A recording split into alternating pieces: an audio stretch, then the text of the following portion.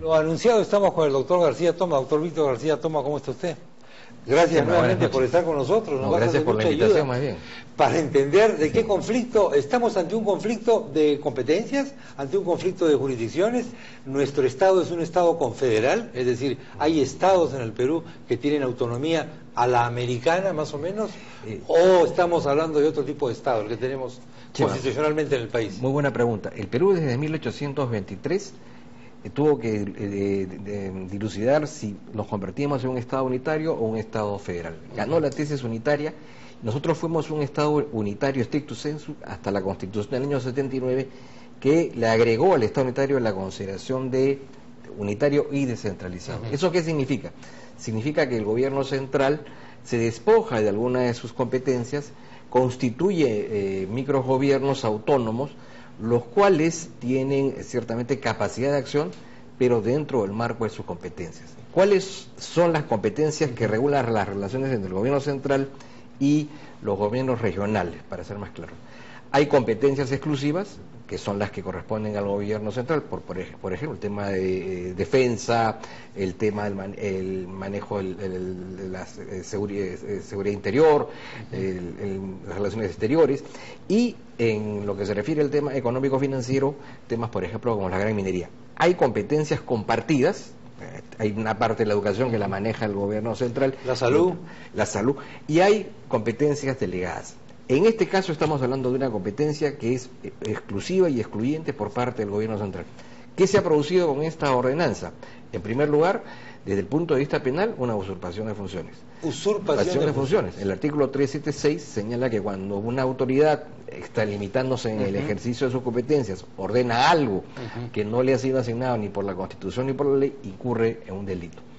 Desde el punto de vista constitucional, esto tiene dos salidas: o plantear ante el Tribunal Constitucional una demanda de inconstitucionalidad, o presentar un conflicto de competencia para que, digamos, por cuarta vez el Tribunal Constitucional renueve lo que ya había dicho en los conflictos anteriores con los gobiernos de Huánuco y Ayacucho en relación al tema de la hoja de coca, y con el tema del gobierno el gobierno regional de Tacna, creo que era un tema de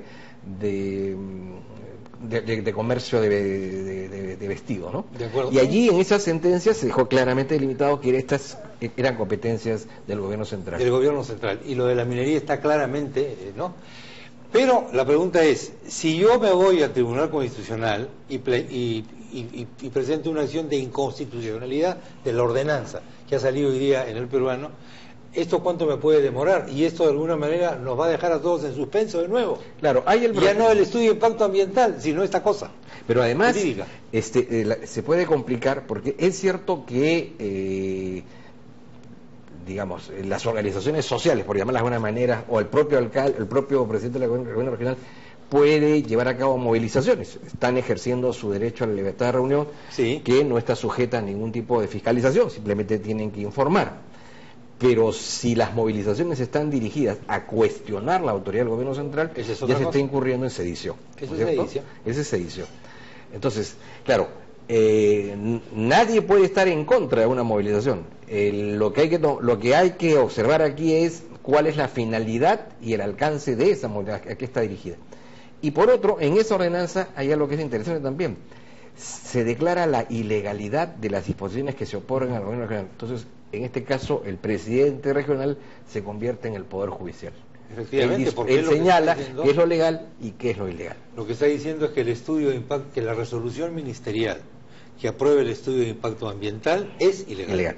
Y eso es una competencia que solo le corresponde ser asumida por un órgano jurisdiccional. En todo caso, puede presentar su demanda ante el Tribunal Constitucional o el Poder Judicial o al mismo Poder Judicial, claro, pidiendo que se declare ilegal. Claro, exacto. Pero él no puede declararlo ilegal. Ajá. O sea, por ningún lado, ¿no es cierto? Claro. Ahora, conversábamos hace unos minutos, Chema, de que, digamos, no ahora, pero ya en el mediano plazo deberíamos repensar la necesidad de introducir una reforma en la Constitución en el sentido de establecer el llamado estado de intervención, porque, digamos, pudiera presentarse más adelante estas acciones de conflicto entre el gobierno central y el gobierno regional digamos, sean de mayor envergadura que de las que ahora son y coloquen en una situación de tensión política. Seguro. En consecuencia, como contemplaba la ley de bases del proceso de del año 79, podría caber la posibilidad de que el gobierno central intervenga cuando estamos frente a un tipo de autoridad que desconoce la Constitución, se surre la ley, usurpa funciones. Quizás, ¿no? en el caso de Cajamarca estamos al punto ese, ¿eh? Quizás estamos... Habría que irlo pensando, porque como les digo, hoy es Cajamarca, pero antes hemos tenido experiencias con el gobierno de Puno, Claro. el presidente del gobierno regional de Ancas tampoco no es ningún angelito, entonces... Bueno, y también tiene conflictos mineros muy acentuados desde el punto de vista de él.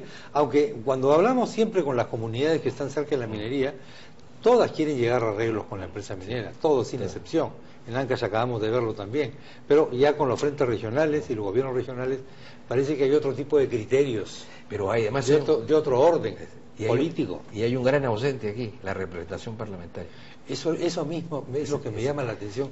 ¿Por qué cada vez que hay conflicto el Perú formal, digamos, se esconde? Sí, pues. Los representantes del pueblo son los que deberían... congresistas, Dios mío. Bueno, por último, podrían intermediar para tratar de... Aunque sea como intermediarios. Están aquí en el balcón. Pero se quedan siempre en el balcón, y eso ocurre en cada conflicto. Sí. ¿Quién puede presentar una demanda de inconstitucionalidad frente a la ordenanza municipal o regional de Cajamarca? En este caso la puede hacer el propio Poder ejecutivo, la pueden hacer un grupo de parlamentarios, la pueden hacer 5.000 ciudadanos, la puede llevar a cabo el defensor del pueblo, ¿no? Hay diversos digamos, actores que están... Y haciendo un cálculo a ojo de buen cubero, ¿cuánto puede demorar la resolución de esta demanda por parte del Tribunal Constitucional? Digamos, si vamos rápido, unos 60 días. Unos 60 días. Sí. De alguna manera podríamos se podrían presentar que corran en el paralelo la fiscalización del estudio de impacto ambiental y esta acción de inconstitucionalidad. Ahora, es una sentencia que no va a presentar ningún tipo de problemas porque ya existen 3 antecedentes. Hay mucho precedente ya, sí, pues. Hay mucho precedente, efectivamente. Sí. Y, bueno, el Ministerio de Justicia tiene una Procuraduría muy competente en materia constitucional, que seguramente va a tener un grado de intervención, y yo no obviaría el tema penal, digo, porque aquí hay abuso de autoridad y digamos, podría eventualmente en el futuro, si estas movilizaciones cobran un signo diferente al que propio de una sociedad democrática, puede haber hasta sedición, ¿no? Doctor, gracias como siempre por haber estado con nosotros. Gracias. Creo que ha sido muy ilustrativo para ayudarnos a poner en perspectiva qué significación tiene que aparezca una norma legal decretada por el gobierno, una ordenanza, ¿sí? Ese es su nombre. Las leyes, digamos, del gobierno regional se califican como ordenanzas, pero que entra en colisión inmediatamente, no diremos ya con el Poder Ejecutivo, sino contra el estatuto constitucional del país, la forma de Estado que tenemos los peruanos, que se puede cambiar, por supuesto, pero mientras no se cambie, esta es la que tenemos. Así que ahí tenemos que ir con mucho cuidado. Gracias, doctor, nuevamente.